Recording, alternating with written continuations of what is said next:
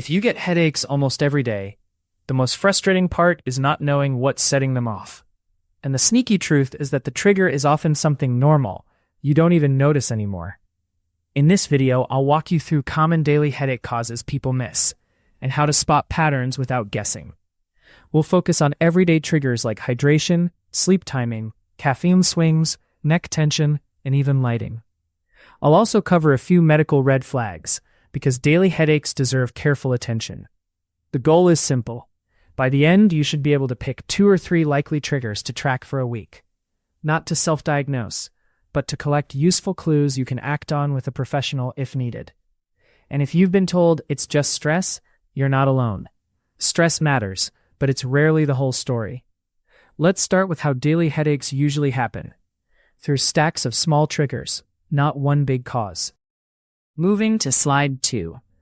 A helpful way to think about daily headaches is threshold.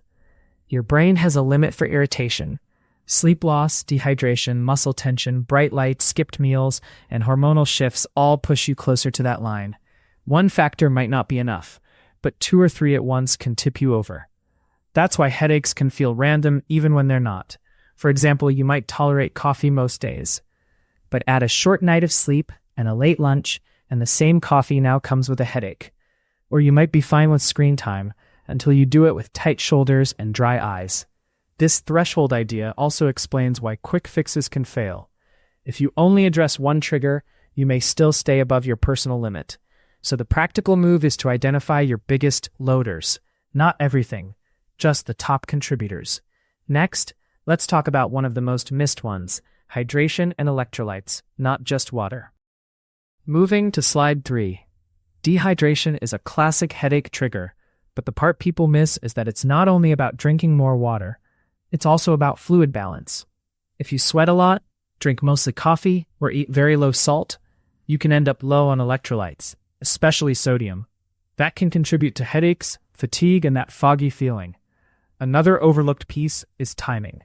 If you start the day already behind, you can chase hydration all afternoon and still feel off. A simple clue is urine color. Pale yellow is often a sign you're in a decent range, while consistently dark can be a hint you're underhydrated. Also watch for patterns after workouts, long meetings, flights, or hot showers. Those are common dehydration moments. You don't need to obsess. Just notice if your headache days line up with low fluid days. Next, let's tackle a huge one, caffeine, and the withdrawal headaches people don't realize they're triggering. Moving to slide 4. Caffeine can help some headaches, but it can also create daily headaches through a simple cycle, dependence and withdrawal. If you have caffeine at roughly the same time every day, your body starts to expect it. Then on the day you delay it, reduce it, or skip it, a headache can show up. Many people don't connect the dots because they still had some caffeine, just later than usual. Another trap is inconsistent dose. A small home coffee on one day, a large cafe drink the next, then an energy drink later. Your brain experiences that as swings. The clue is timing. Withdrawal headaches often start in the morning or late morning and improve after caffeine. That doesn't prove the cause, but it's a strong hint. If caffeine is part of your routine, consistency matters more than intensity. Next up, sleep. Not only too little sleep, but also too much and irregular timing. Moving to slide 5. Sleep is one of the strongest headache amplifiers, and the missed detail is schedule. It's not only how many hours you get, it's when you get them. If you sleep 5 hours on weekdays and 9 on weekends, that shift alone can trigger headaches for some people. The same goes for changing bedtime by a couple hours, even if total sleep looks fine. Another overlooked factor is sleep quality. Snoring, waking up unrefreshed, or morning headaches can be clues that breathing issues like sleep apnea might be involved. That's important because it's not something you fix with willpower. Also consider jaw clenching at night. People often discover it only after dental wear or morning jaw soreness. So if your headaches cluster in the morning, think about what's happening during sleep: airway, jaw tension, and schedule consistency. Next, let's talk about food triggers people miss, especially blood sugar dips from long gaps between meals. Moving to slide 6. A lot of mystery daily headaches are really low-fuel headaches, If you go too long without eating, your blood sugar can dip, stress hormones rise, and your head can start to throb or feel tight. People often miss this because they're busy, or they're trying intermittent fasting, or they simply forget lunch. Another pattern is a high-sugar breakfast followed by a long gap. You get a spike, then a crash, and the headache shows up mid-morning. Dehydration can stack on top of this, making it worse. A useful clue is whether your headache improves after a balanced snack, something with protein and fiber, not just candy. Also watch for headaches that appear like clockwork before meals. This isn't about blaming a specific food yet. It's about timing and stability. Next, we'll get into posture and neck strain, one of the most common daily triggers in desk work and phone-heavy life. Moving to slide 7. Tension-type headaches often come from the neck, shoulders, and upper back, and they can feel like a tight band around the head. The missed trigger is not bad posture in general. It's staying in one position for too long. Even a good posture becomes a problem if it's frozen for hours. Phone use can also pull the head forward, loading the neck muscles. And stress can make you unconsciously elevate your shoulders or clench your jaw, adding more strain. A practical clue is whether your headache builds as the day goes on, especially after long screen sessions or driving. Another clue is tenderness. If pressing the muscles at the base of the skull or along the shoulders feels sore. This doesn't mean you found the only cause, but it's a common contributor to daily frequency. Next, let's talk about eyes, because vision strain and dry eyes can trigger headaches without obvious eye pain. Moving to slide 8. Eye-related headaches are easy to miss because your eyes don't always feel bad. If your vision is slightly off, your eye muscles work harder to focus, and that effort can show up as forehead pressure or pain around the eyes. Dry eye is another big one, especially with screens, air conditioning, heating, or contact lenses. When you stare at screens, you blink less. That dries the surface of the eye and can trigger headaches and a gritty feeling later. Lighting matters too. Glare, flicker, and very bright overhead lights can be triggers, even if you think you've gotten used to it. A clue is headaches that start after reading, computer work, or driving at night. Another clue is squinting or frequent brow tension. If it's been a while since an eye exam, it's worth considering. Next, we'll cover sinus and allergy confusion, because many sinus headaches are actually migraines, but congestion can still play a role. Moving to slide 9.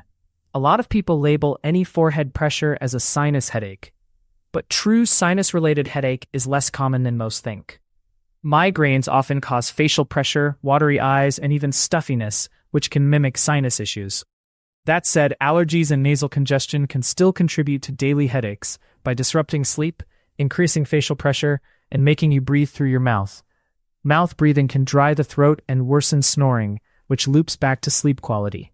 The clue for sinus involvement is usually infection-style symptoms, thick discolored mucus, fever, or pain that gets worse when bending forward. With allergies, you might notice seasonal patterns, itchy eyes, or headaches that track with dust, pets, or certain rooms. The key is not to guess. If you're treating sinus headaches constantly, and they keep returning, it may be worth discussing migraine features with a clinician. Next, let's talk about hormones, because daily headaches can cluster around cycles, perimenopause, or thyroid changes. Moving to slide 10. Hormones can be a major driver of frequent headaches, and people miss it because the pattern can be subtle.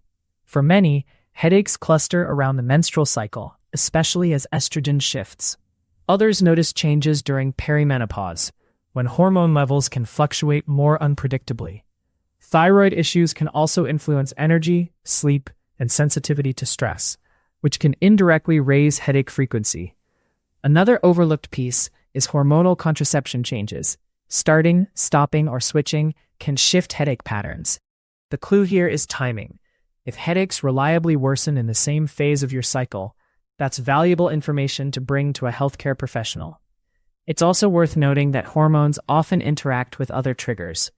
A week of hormonal sensitivity plus poor sleep can push you over that threshold we talked about. Next, we'll cover medication overuse headache, one of the most important missed causes of daily headache. Moving to slide 11. Medication overuse headache is a tricky phenomenon where frequent use of certain pain relievers can make headaches more frequent over time. People miss it because the medication seems to help in the short term, so it feels logical to keep using it. But for some individuals, repeated use can keep the nervous system in a sensitized state. This is often discussed with common over-the-counter options and also some prescription headache medicines. The exact thresholds depend on the medication type, and it's something to evaluate with a clinician, not on your own. A clue is needing pain relief more and more often, or headaches returning as the medication wears off. If this possibility fits your situation, the safest next step is to talk with a healthcare professional about a plan. Do not make abrupt changes without guidance. Next, let's cover environmental triggers, like carbon monoxide, strong odors, and indoor air quality, because these are rare but important to rule out. Moving to slide 12. Most daily headaches come from common lifestyle and body factors, but a few environmental triggers are important because they can affect anyone in a space. Carbon monoxide exposure is the big one to know. It can cause dull headaches, nausea, and fatigue, and symptoms may improve when you leave the building. Faulty heaters, blocked vents, or running engines in enclosed areas can be sources. Strong odors and fumes like solvents, perfumes, or cleaning products can also trigger headaches in sensitive people. Indoor air that's very dry can worsen dehydration and dry eyes, stacking triggers together. And constant background noise can increase stress load and muscle tension without you noticing. The clue here is location. If your headaches reliably worsen in one room, one building, or during certain tasks like cleaning, that's worth investigating. Next, we'll put this into a simple tracking plan, plus go over red flags that mean you should seek urgent medical care. Moving to slide 13. Here's a simple way to get clarity without overthinking it. For 7 days, track just 5 things: sleep timing, caffeine timing, meal timing, hydration, and neck or jaw tension. Then write down when the headache starts, how long it lasts, and what seemed to change it, like food, rest, or stepping away from screens. You're looking for repeats, not perfection. If you spot a consistent pattern, that's your lead. Now, quick red flags. Seek urgent medical care for a sudden worst headache, new weakness or numbness, confusion, fainting, fever with stiff neck, headache after a head injury, or a major change in your usual headache pattern. Also, take persistent daily headaches seriously if you're over 50 and they're new, or if they wake you from sleep regularly. To wrap up, daily headaches are often a threshold problem with a few big contributors. If you want more videos like this, subscribe once. And in the comments, tell me, do your headaches feel more tied to sleep or to caffeine? This information is not a substitute for medical advice.